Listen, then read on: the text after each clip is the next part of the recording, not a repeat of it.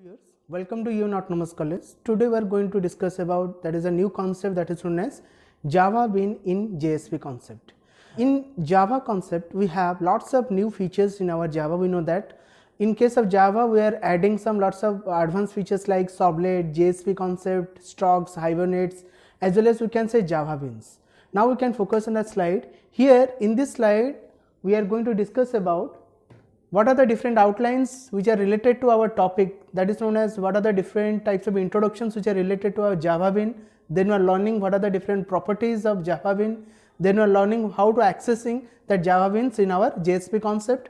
Then we are learning what are the different features of Java Beans which are related to some execution process. First of all, we are going to discuss about what is the real introduction of Java Beans. Here a Java Bean is a specially constructed Java class written in the Java and coded according to the Java Beans API specifications.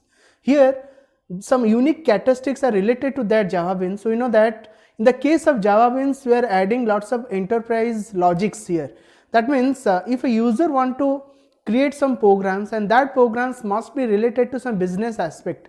Like suppose the user can design different sections in their department. In that time, different departments need a same logic. In that moment, we never creates same things more than one times. In that moment, we can create a single bean. In that bean, we can write some code.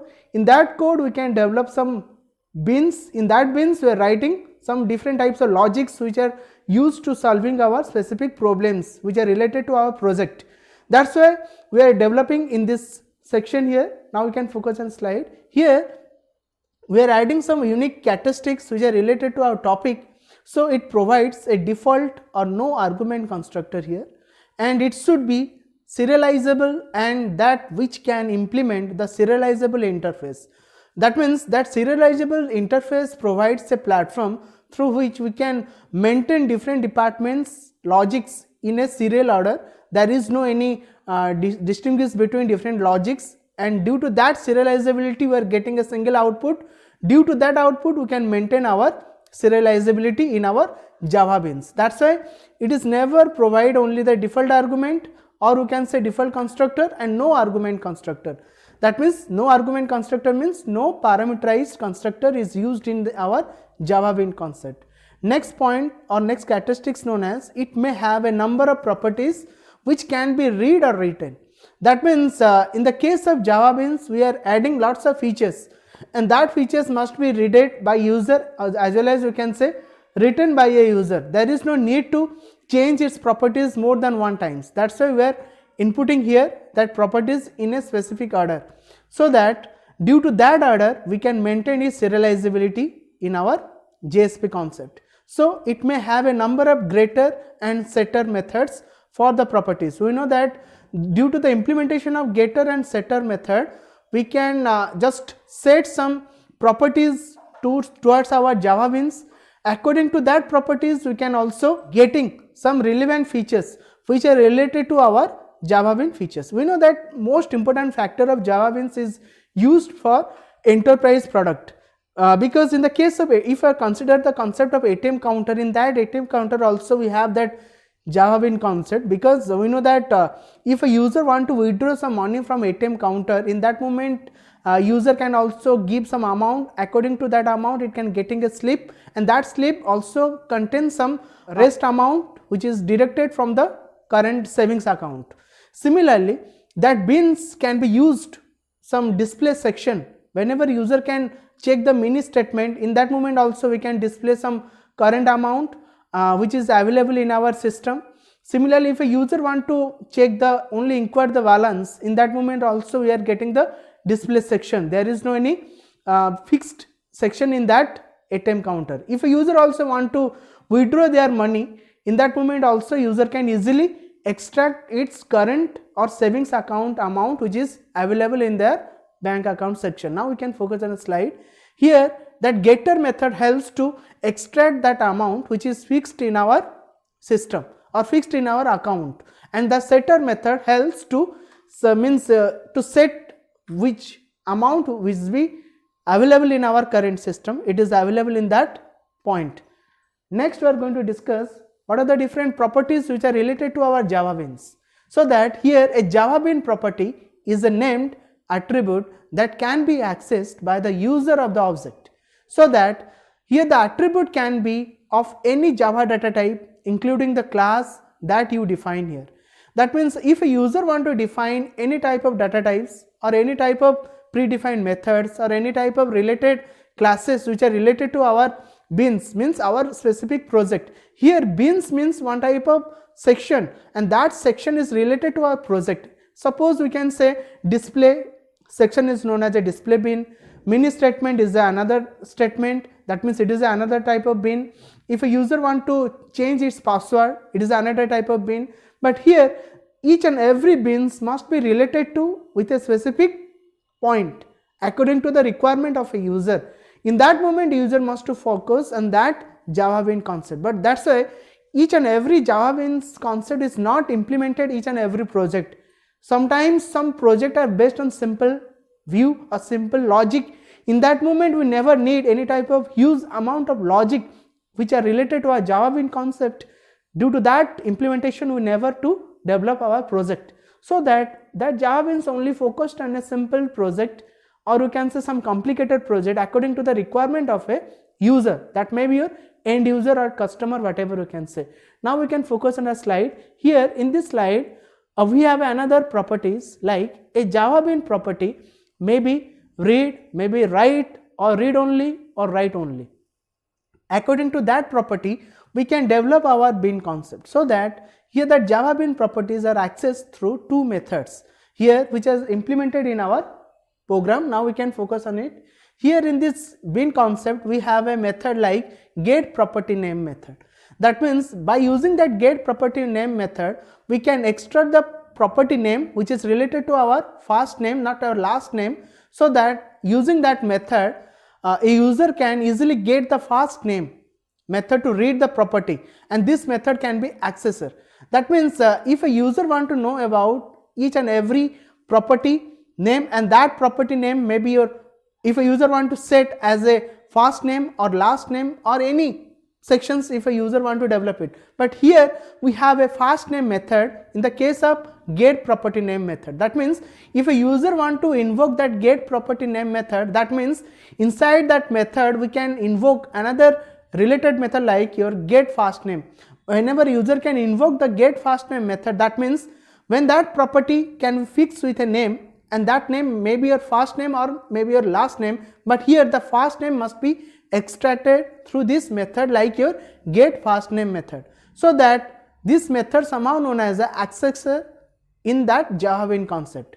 Another method known as set property name method. Here that set property name method known as, if the property name is known as a first name, then your method name would be set first name method to write that property here. So that this method is called as a mutator.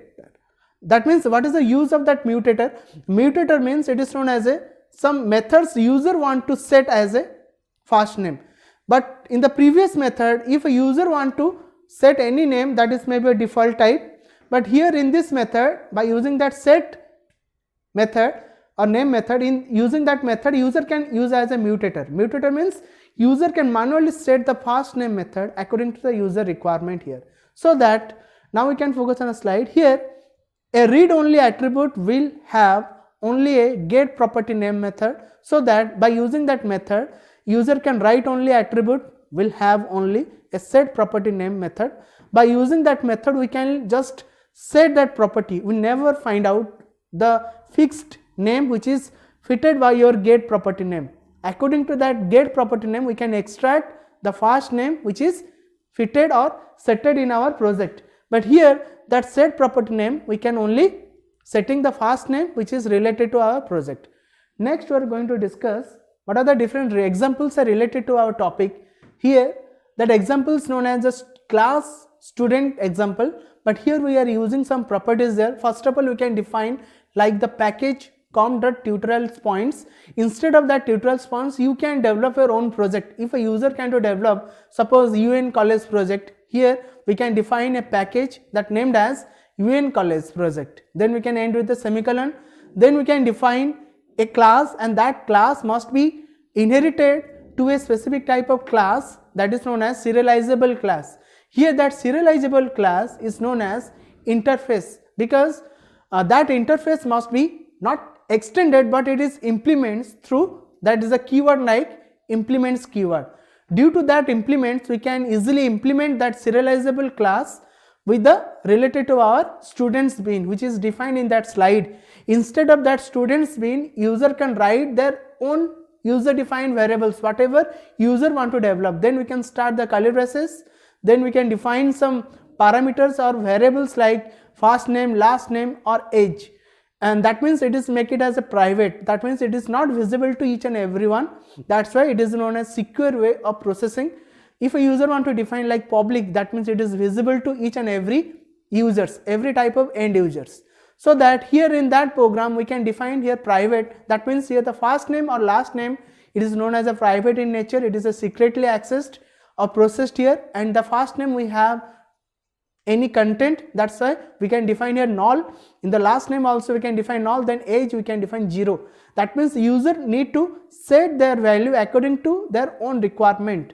So that we can define a bean, we can define as one method like students bean, because in that students bean method, it is one type of method, means it one section, or we can say it's a module. In that module we can define some get first name method. In that first name method we can return the first name, which is fixed by the user. If a user can set the first name, suppose there is no any null, if a user can write some name, suppose here I am writing my name like Anil, last name writing like Biswal, in that moment whenever in that section like student beans section, in this section we can return the first name, means we can getting the my first name, that is known as a Anil, never Biswal. But the second module like your get your last name method, in that last name method, in case we can return the last name, means we getting the Biswal, which is forwarded to our method like user defined method, or we can say predefined method like get last name method. So that the last one but not least, here we can define public int get age, because the return type known as the integer, that's set as int, then get is one type of method here. In that method if a user want to invoke it, then we can getting the age, which is set by your end user. The next section we can define here void set first name, but here we can setting the first name like string first name, and that set first name method is automatically invoked, which is defined in the top of that section. The next in that method we have a statement like this dot first name, but here first name is known as a user defined variable and is a string type, which is defined in the top of that program. So that we can known as a this is known as operator. By using that, this operator is always denoted to same class, that means students bean class, which is denoted as this operator. This dot first name, in that first name we can define some variable like first name. If a user can use as a double quote, or user can dynamically put that value according to the requirement. Similarly, we can also set the last name, the same procedure. By using that this method we can set the last variable name with the parameter or value like last name. Last but not least here, public void set age. In that method we can setting the age, which is forwarded to our public static void main method, which is defined in our program. So that is a simple bean structure, that means it is one bean, and according to that bean we can dynamically or very flexible way we can design our project. That may be your complex project, there is no problem. If a user want to develop their simple project, that means there is no need to create more than one methods, and here that methods known as a beans in that Java beans concept. Due to that, the bean formation we can easily recognize different type of sections which are used in our project, so that we can define in that program. Next we are going to discuss how to accessing that Java bean.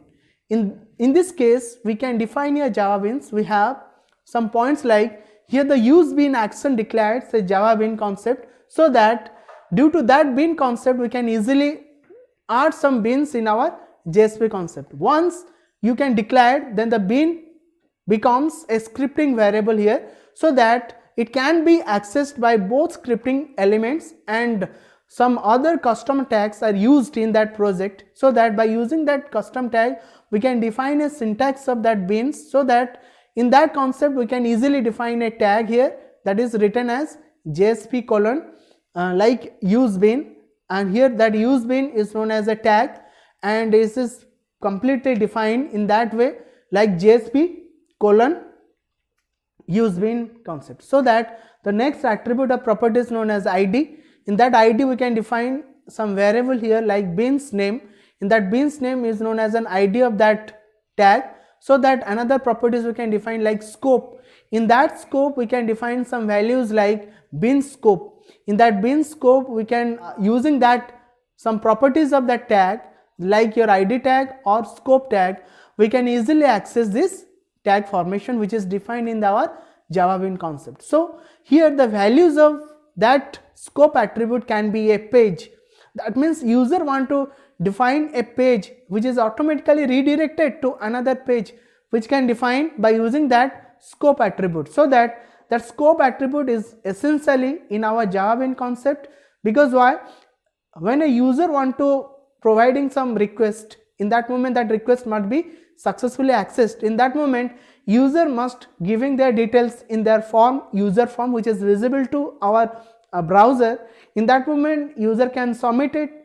Whenever user can submit that form, automatically when getting a response, in that response we are getting some user ID password which is automatically forwarded to our mobile phone. Otherwise we are getting our user ID password which is visible to our web browser. So that according to that way we can easily design that scope method. Now we can focus on a slide. Here also we have another properties like ID. ID means it is known as unique of that slide or unique of that page. That may be your web page, you can say.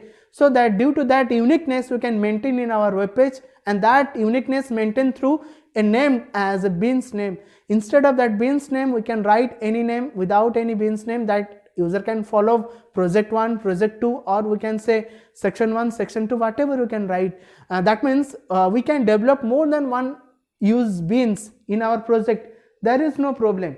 So that according to that requirement we can easily develop these parts in our programming concept. The next we are going to discuss how it will be implemented in our example.